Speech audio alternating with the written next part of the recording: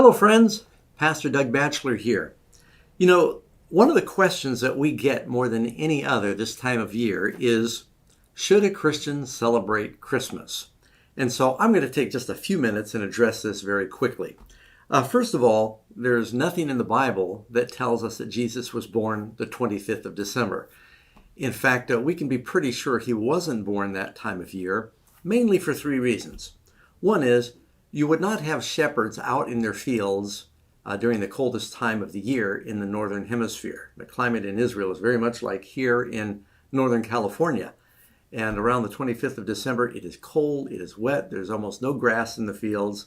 And so that's one thing. Another thing is the Caesar would not have issued a tax requiring people to travel the coldest and darkest time of the year to their place of origin so that they could be registered and ultimately pay more taxes. They usually do that when there was crops in the fields. It just was a lot more practical.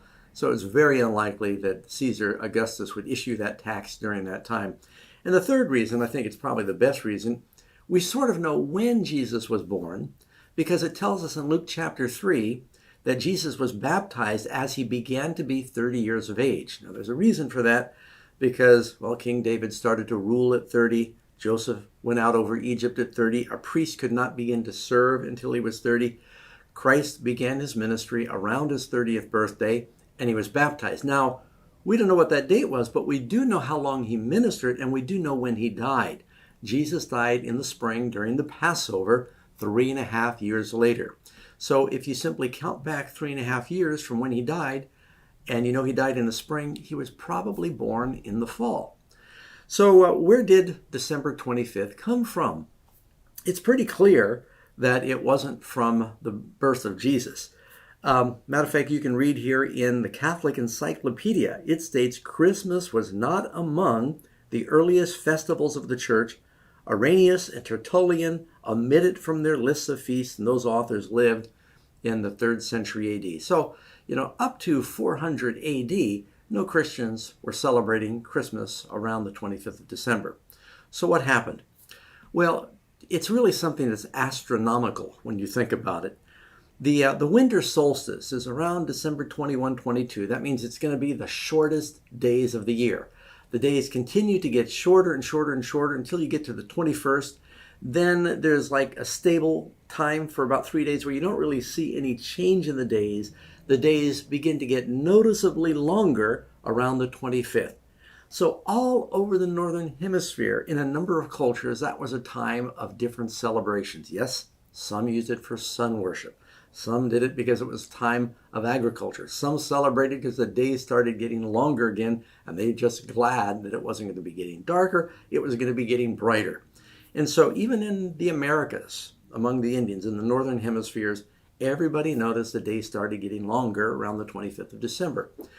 So when the church started trying to pick a date to celebrate Christ's birthday, they thought, well, this will be a good time. And we can exploit the fact that many of the pagan nations are taking that time off. You can even look among some of the many festivals. For instance, the Romans had Saturnalia, and the Scandinavians had the Yule. The legends abound about some of the ancient deities that were born on the 25th of December. You got Krishna, Vishnu, Mithra, which is Mithras, Horus, Hercules, Bacchus, Tammuz, Indra, Buddha, just all over the Northern Hemisphere, as I said. So they picked this time because they thought it would be the best time when they could try to evangelize some of the pagans that were in the kingdom. Now, I don't think that's the best reason to pick a date. I do sort of understand it. For example, if I'm going to China and I'm doing an evangelistic meeting, we always look at their calendar to find out when can I do a meeting when they will not be working and be able to come. And suppose that all of the Chinese were taking off the week of Buddha's birthday because it's a holiday. That'd be a great time for me to do an evangelistic meeting because they're not preoccupied and they could come. So I could exploit that time to reach the pagans. And, Paul uses this principle in 1 Corinthians chapter 9. He said, "For though I am free," this is 1 Corinthians 9:19, "for though I am free from all men, I've made myself a servant to all that I might win the more. And to the Jews I became as a Jew, that I might win the Jews. And to those who are under the law, as under the law, that I might win those who are under the law. To those who are without law, as without law, not being without the law towards God, but under the law towards Christ, that I might win those who are without law. Meaning, I do what I can to accommodate the Jews, to reach the Jews. I do what I can to accommodate the Gentiles, to reach the Gentiles, but I don't break God's law. That's the principle. And he said, to the weak I became as weak, that I might win the weak. I have become all things to all men, that I might by some means save some. And so there's a principle that as far as possible, Christians should try to take advantage of whatever local cultures might be to reach them, as long as it does not require sacrificing a biblical principle. Now, Christians should not be involved in the pagan trappings of Christmas. Santa Claus is not real. We shouldn't be making a deal about reindeer and burning Yule logs. Now, someone's going to ask about the Christmas tree.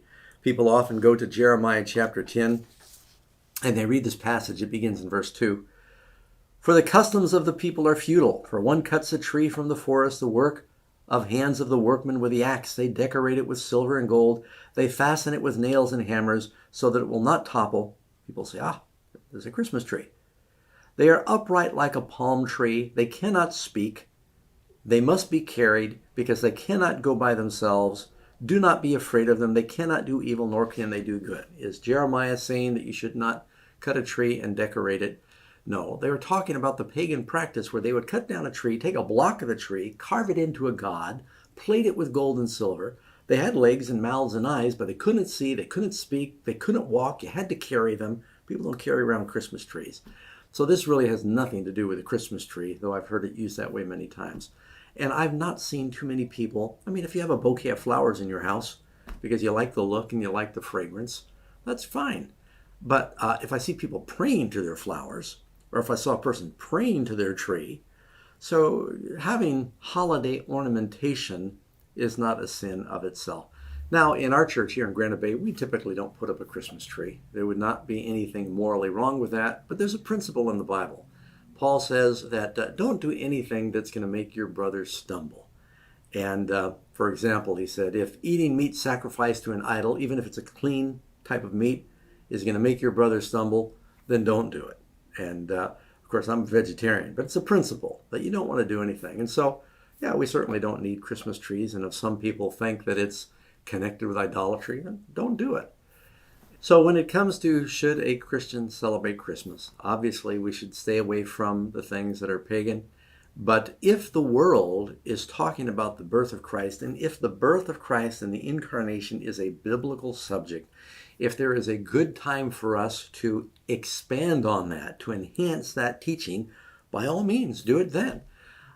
Thanksgiving is a great time of year for Christians to enhance the biblical teaching, to focus on, to expand on the biblical teaching of gratitude and praise.